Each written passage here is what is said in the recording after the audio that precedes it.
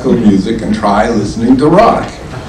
It was impossible not to listen to rock when they were growing up, but it was possible for me.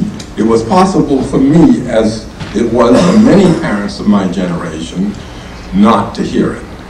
On that evening, I did hear it.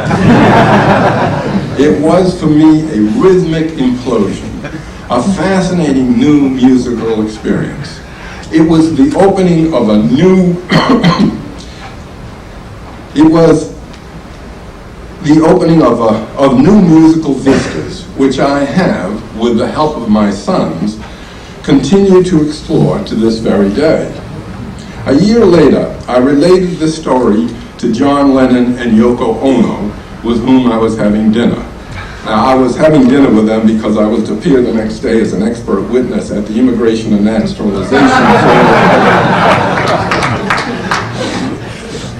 Service hearings that Attorney General John Mitchell had engineered as a way of getting them out of the country after they, on marijuana charges after they had become involved in anti-Vietnam War activities. I told John of this experience and how cannabis appeared to make it possible for me to hear his music for the first time, in much the same way that Allen Ginsberg reported in 1967 or 68 in the Atlantic Monthly, reported that he had seen Cézanne for the first time when he purposely smoked cannabis before setting out for the Museum of Modern Art. John was quick to reply that I experienced only one facet of what marijuana could do for music, that he thought it could be very helpful for composing and making music as well as listening to it. Now, in my next recollection of that evening, Betsy and I and another couple were standing in the kitchen in a circle, each of us taking bites out of a Napoleon. There was much hilarity as each bite forced the viscous material between the layers to move laterally and threatened to drip on the floor and grab it. It seemed a riotous way to share a Napoleon, but the most memorable part of the kitchen experience was the taste of the Napoleon. None of us had ever in our whole lives eaten such an exquisite Napoleon. Mary, where in the world did you find these Napoleons? Oh, I've had their Napoleons before and they never tasted like this. It was gradually dawning on me that something unusual was happening. Could it be that we were experiencing our first cannabis high? We drove home very cautiously. In fact, one of the observations I made on the way home was how comfortable I, a habitual turnpike left laner, was in the right lane with all those cars.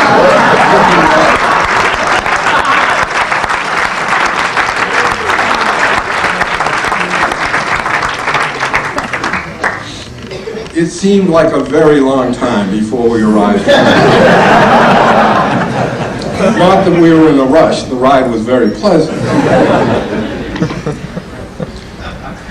Time passed even more slowly between our arrival and our going to bed. But once we did, we knew with certainty that we had finally been able to achieve a marijuana high. And that marked the beginning of the experiential facet of my cannabis era, a development that furthered my education about the many uses of this remarkable drug. Now, I was 44 years old in 1972 when I experienced this first marijuana high. Because I have found it both so useful and benign, I have used it ever since.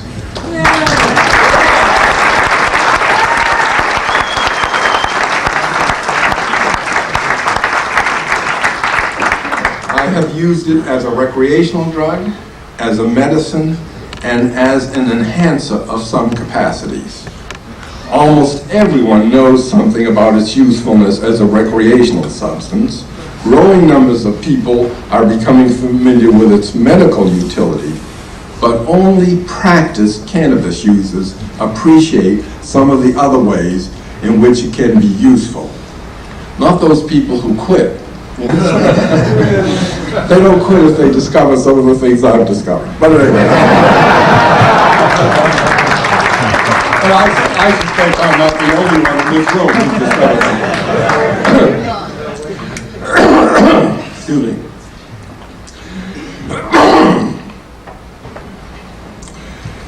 It has been so useful to me that I cannot help but wonder how much difference it would have made. It might have, how much difference it would have made had I begun to use it at a younger age. Because it has been so helpful in arriving at some important decisions and understandings, it is tempting to think that it might have helped me to avoid some before cannabis era bad decisions. In fact, now, when I have an important problem to solve, decision to make, I invariably avail myself of the opportunity to think about it both stoned and straight.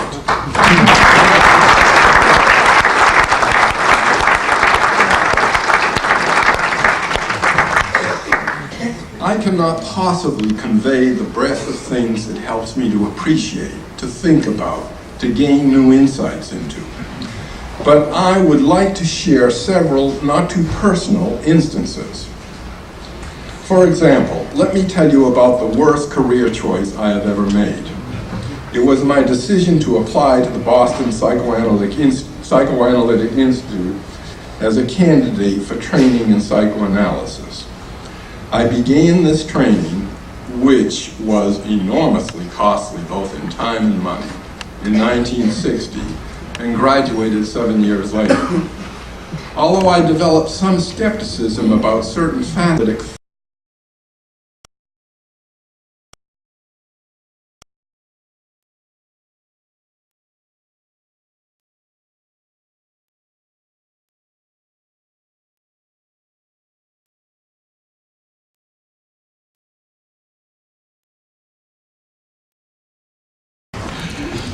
it was not until about the mid-70s that my emerging skepticism about the therapeutic effectiveness of psychoanalysis began to get uncomfortable.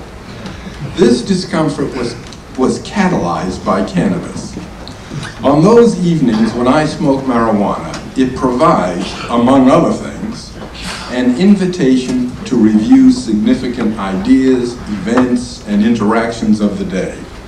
My work with patients is of psychoanalytic. It was not until about the mid-70s that my emerging skepticism about the therapy. Stop the bullshit, stop the lies. And now's the time to legalize. Tell me, brother, tell me true. What the hell we gonna do?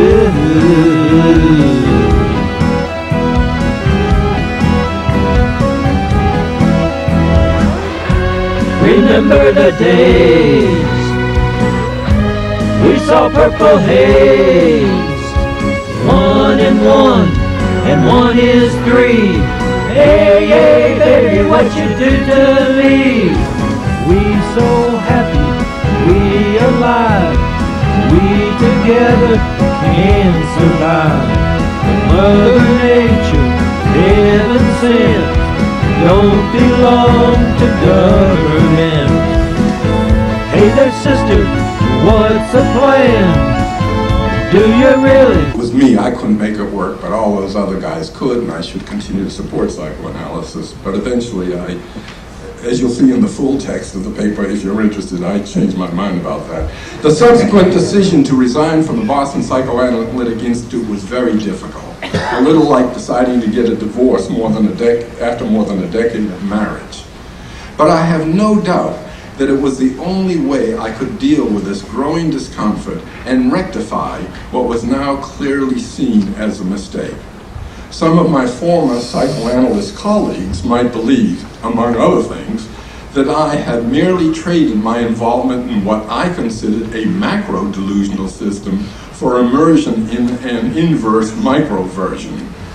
Such a possibility notwithstanding, I am indebted to cannabis for the help it provided me in achieving